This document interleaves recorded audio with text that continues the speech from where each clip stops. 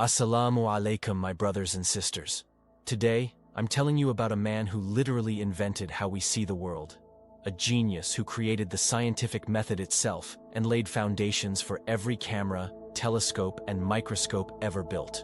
We're talking about the father of modern science, whose work made possible everything from your smartphone camera to the Hubble Space Telescope. Meet Abu Ali al-Hasan Ibn al-Haytham, known in the West as Alhazen, the greatest scientist of the medieval world. But who was this revolutionary thinker? How did he transform superstition into systematic investigation? And why do Nobel Prize winners still quote his methods today? Stay until the end, because I'm revealing how Ibn al-Haytham's discoveries power the very device you're watching this on. His impact will absolutely amaze you. Don't forget to hit that like button and subscribe. Ibn al-Haytham was born around 965 AD in Basra, present-day Iraq, during the Islamic Golden Age when Baghdad, Cairo, and Cordoba were the world's learning centers, while Europe struggled through the Dark Ages. What made young al-Haytham special wasn't just his brilliant mind, but his revolutionary approach to understanding reality. While contemporaries accepted ancient authorities without question, al-Haytham dared ask, but how do we actually know this is true? This single question changed human knowledge forever. In his youth, al-Haytham mastered mathematics, astronomy, and philosophy. But he wasn't satisfied just reading books. He wanted to test everything himself. This experimental mindset was virtually unknown then. Most scholars believed pure reasoning, following Aristotle's methods, could unlock nature's secrets. Al-Haytham disagreed fundamentally, insisting only careful observation and controlled experiments could reveal truth. Around 1010 AD, al-Haytham moved to Cairo, ruled by Fatimid Caliph al-Hakim. Legend says he boasted he could regulate the Nile's flooding with a dam. When he surveyed the river, he realized this was impossible with available technology. Fearing the unpredictable caliph's wrath, al-Haytham pretended to be insane. For over a decade, he lived under house arrest, using this isolation for his most groundbreaking research.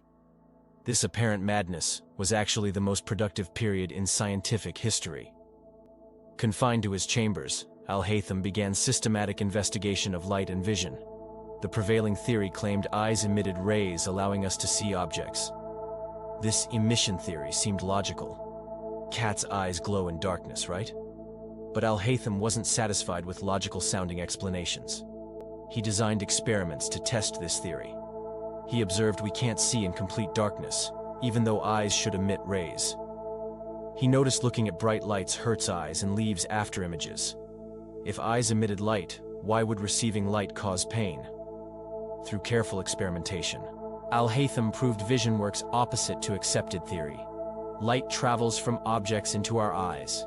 This discovery revolutionized optics and scientific investigation approach. Al-Haytham built the first comprehensive, accurate model of human vision. He dissected eyes, traced light's path through different parts, and explained how brains process visual information. His anatomical descriptions remained standard for 600 years. But his greatest achievement was developing what we call the scientific method. Al-Haytham established that theories must be tested through reproducible experiments.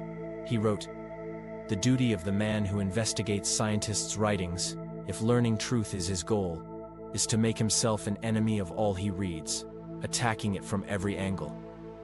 He should suspect himself during critical examination, avoiding prejudice or leniency."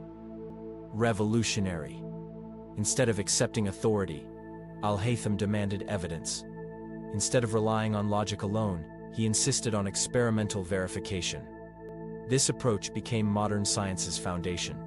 His masterwork, Kitab al-Manazir, or Book of Optics, was the medieval period's most important scientific text. In 7 volumes, al-Haytham systematically explained how light behaves, how lenses work, how mirrors reflect images, and how eyes process visual information. More than describing phenomena, he provided mathematical proofs and experimental procedures others could replicate. The book introduced concepts obvious today, but revolutionary then. Al-Haytham explained why objects appear smaller at distance, how curved mirrors focus or scatter light, and why lenses magnify images. He even calculated Earth's atmosphere height by studying twilight. European scholars discovered al-Haytham's work in the 12th century when Kitab al-Manazir was translated into Latin as De Aspectibus. Impact was immediate and profound. Roger Bacon, often called the father of experimental science, explicitly credited al-Haytham as inspiration. Without al-Haytham's influence, Bacon might never have emphasized experimental observation in European scholarship. Al-Haytham's optical principles enabled eyeglasses' invention in 13th century Italy. His lens understanding made possible telescopes that revolutionized astronomy.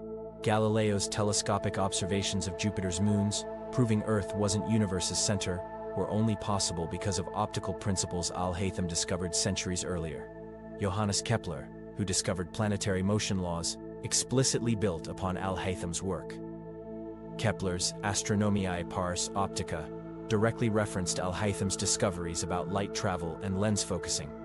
The scientific revolution was built on al-Haytham's foundations.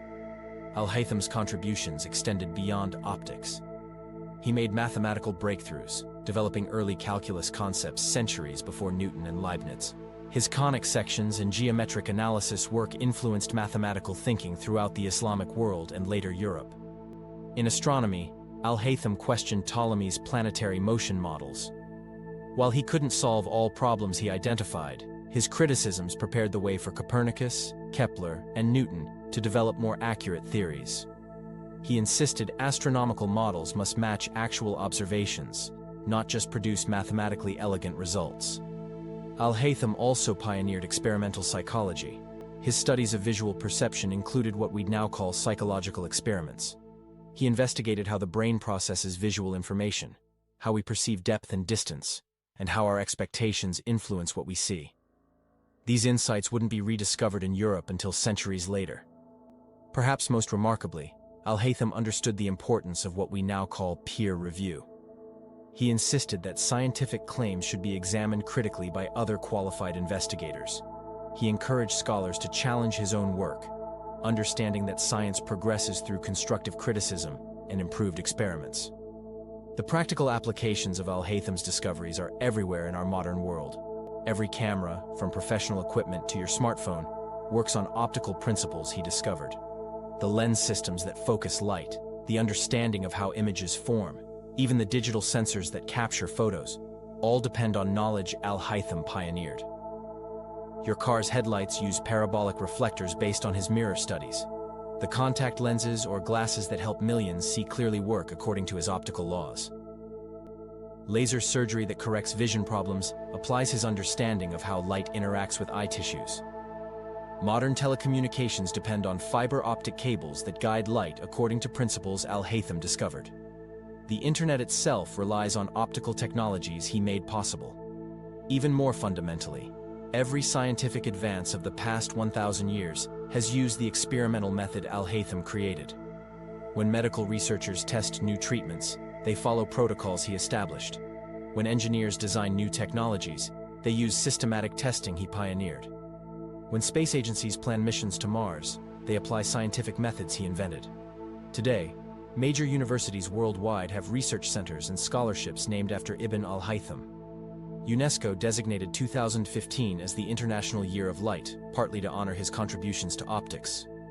The crater Ibn al-Haytham on the Moon bears his name, a fitting tribute to the man who helped humanity see clearly for the first time. But perhaps the most important lesson from al-Haytham's life is his intellectual courage. In an age when questioning authority could be dangerous, he insisted on thinking for himself. When everyone accepted ancient theories, he demanded experimental proof. When scholars relied on pure logic, he insisted on observation and testing. This courage to question, to investigate, to demand evidence, created the modern world. Al-Haytham shows us that the greatest discoveries come from refusing to accept, because that's how it's always been done, as a sufficient answer. His example reminds us that progress requires both brilliant thinking and careful testing, both creative imagination and rigorous methodology. In our age of rapid technological change and information overload, al-Haytham's approach is more relevant than ever. He teaches us to think critically, test carefully, and always remain open to evidence that might challenge our assumptions. His scientific method provides tools for distinguishing reliable knowledge from misinformation, careful reasoning from wishful thinking. And you? What amazes you most about Ibn al-Haytham? His revolutionary scientific method? His optical discoveries that enable modern technology? His courage to challenge accepted wisdom?